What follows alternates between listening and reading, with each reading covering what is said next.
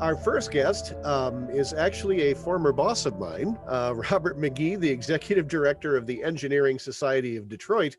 And he would like to talk to us about some efforts of ESD toward getting more people of color into engineering and allied technical professions and education. So, Robert, why don't you start by telling us just a little bit about what ESD is and what it does? Matt, it's great to see you again, and Mike, and thank you guys for this opportunity. The Engineering Society of Detroit is one of the oldest engineering societies in the U.S. We are 125 years old.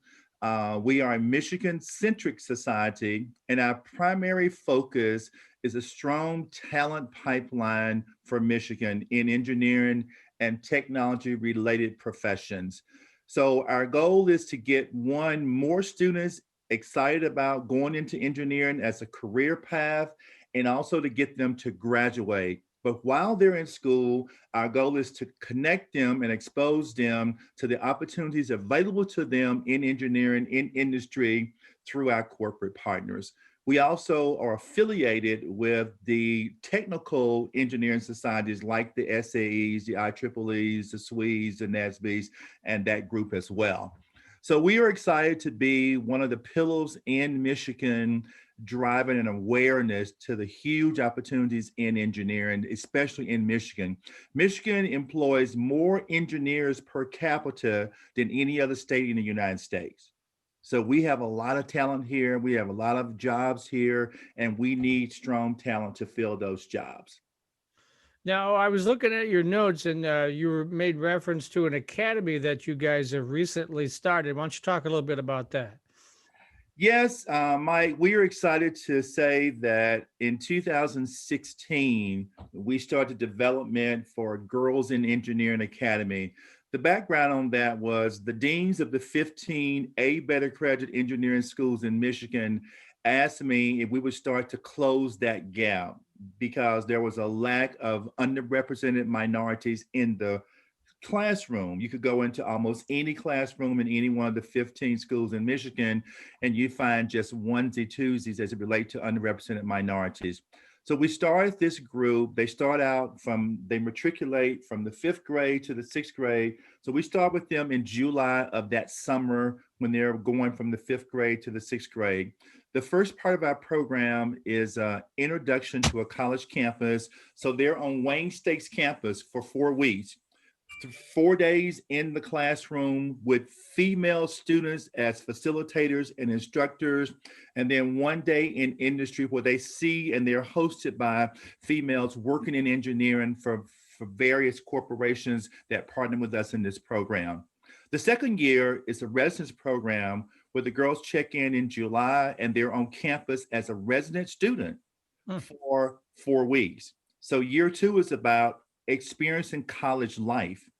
And then year 3 continues that development on experiencing college life. And year 3 is going to either be at Lawrence Tech or at OU. The last time we had it before the pandemic, it was at OU. This year, Lawrence Tech will be in the mix. So we're excited to say that we have over 100 girls in this program. We have 88% retention, and it's a very rigorous program. It runs 4 weeks in the summer. They get a break. And then we start back up every other Saturday in October and go all the way through May. Wow. So Yeah, where are these girls from? there. What school districts are you recruiting from? These girls are primarily from the Detroit school districts. Believe it or not, I get asked this question, Matt, by the foundation leader at Fiat Chrysler. How many girls were on the east side? How many girls was on the west side? As it turns out, all of our girls are from the west side. All Really? 105 of them. Interesting. So the plan for this year is to recruit heavier and bring some population of girls from the east side into the program as well. So, how difficult is it? I know engineering has traditionally been a male profession, and largely white males. And same with technology. I go to a lot, well, I used to go to a lot of technology functions, but for the last year or so, not so much. But previously, it would be all pretty much white males in there that were doing that. So I know that's one of the things you want to do, but particularly with young women, how is it difficult persuading them or interesting them in STEM careers or not? Mike, it's kind of a mixed bag. The thing that is challenging is most of these girls have little to no exposure to anyone that's an engineer, Mm-hmm. based on their village and who they have association with. So the term engineering doesn't really resonate with them as a lane or a career path that they should be interested in. Many of them are very gifted in math and in science. They haven't figured out yet how to translate that into the workplace. So Mm. what I've done is I've tried to define engineering in very simplified terms. When I talk to the parents and I talk to these girls that are fifth graders, just getting ready to go into the sixth grade, I tell them that engineering is just simply the application of scientific knowledge in problem solving. And we demonstrate that in our program. We teach them the concepts and the theory behind the engineering, and then we have various kits that they're engaged and they're interacting with each other to understand how to apply that knowledge. And the population is definitely skewed. I get data every year from the American Society of Engineering Education, and it's called ASEE. Matt's definitely heard of it. Mhm. They sent me their numbers for 2019. In 2019, we had 112,036 bachelor's degrees in the United States in engineering. Of that percent, 77.5% were males, 22.5% were females. If you want to break that down even more, there were 159 American Indian females. There were 1,439 African American females. There were 3,494 Hispanic females. There was 5,168 Asian females, and there were 16,422 white females. So the underrepresented population, which is African Americans, Hispanics, and American Indians, the numbers are 4.4% for African American females, 0.4% for American Indians, and 12.1% for Hispanic females. So as you can see, even in 2019, that population is still very small. Hmm. So how do we reach these folks? Excuse me. We're just coming off a Christmas holiday, and then after the Christmas holiday, I had a knee replacement, so I've been on medical leave the last couple of weeks. So I've been watching more television than usual. Okay, and I see it seems like every other show, all of the shows, entertainment shows on all the networks, it's either how cool it is to be a cop, how cool it is to be a lawyer, how cool it is to be a doctor, how cool it is to be a nurse. That Or is like all firemen over, or firemen or all over the something like popular that. culture, right? Yeah, right. How do we get people to see how cool it is to be an engineer? I mean, what is there anything we can do about that? I guess I can't see an action adventure TV show about it, but there should be something we could do. I like it though. Matt, the thing that I will tell you is, this program has been a eye opener for me. These girls and their parents have become our strongest supporters Hmm. and our strongest advocates that's out there promoting the program and the excitement. One of the things that I've heard the girls say over and over and over, I never knew learning could be so much fun. One of the things that we did design our program to be from day one is this program cannot feel like school.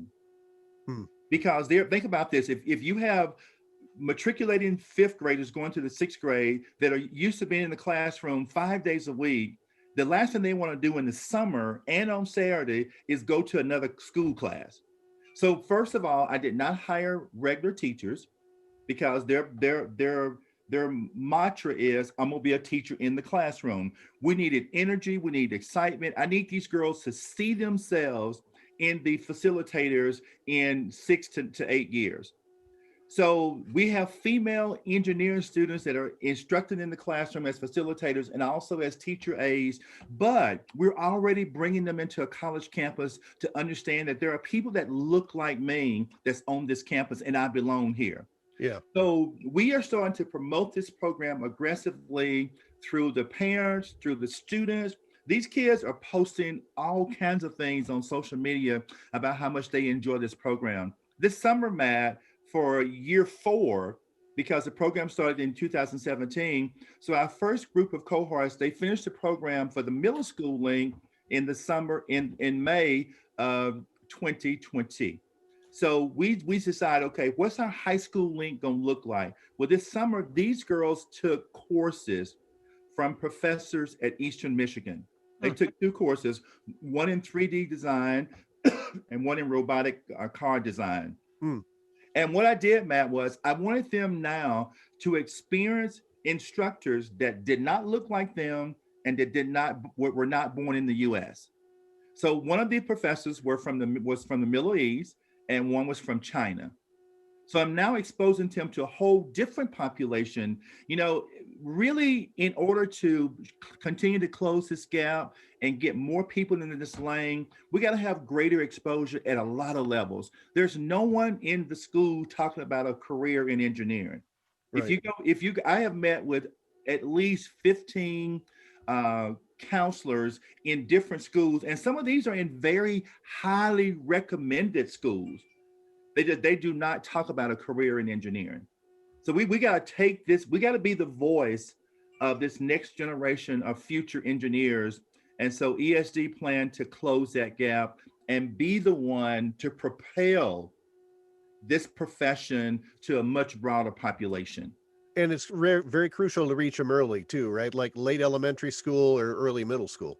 You almost have to, because in order for them to be on track to be math proficient and have gotten through all the science that they need, you got to start them in the 6th grade.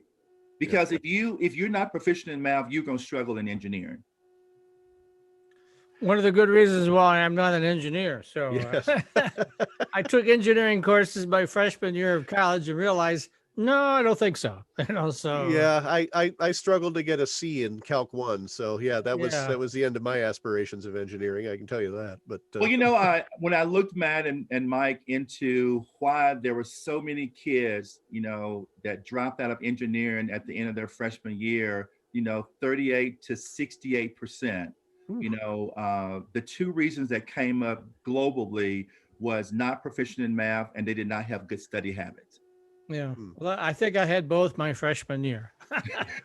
I was more interested in girls and beer at that point, All right, Robert, we got about a little over a minute left. I just had a real quick question for you about Future City, which is the middle school program for designing cities that ESD runs.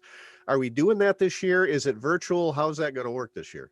We are doing it this year. It is virtual. It'll be on a little bit of a smaller scale. Some of the schools did not allow their kids to engage in projects because they were virtual. But this year, the theme is a city on the moon or a city in space. They can go with either one of those. So it would be virtual. We'll get you the date for that because it's going to be in March as opposed to January. And then the national is also going to be virtual. So a lot of states, of course, because of the pandemic, have had to drop out, but we're still going to have a population. I think in Michigan, as of right now, we have about 13 to 15 schools that are enrolled, and we have probably close to 18 teams that will be involved. So they'll be doing different components of their model. There will not be just one model that come together like we've seen in the past. It's going to be different components of that model that are done by different students at their house. Okay. Robert, real quick, let people know what the website is of ESD if they want more information on the organization or any of these programs we've talked about.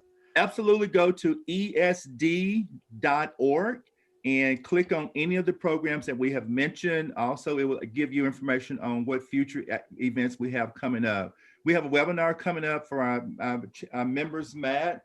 On My Green Power, we're partnering with DTE to be one of their environmental energy leaders as well. Okay.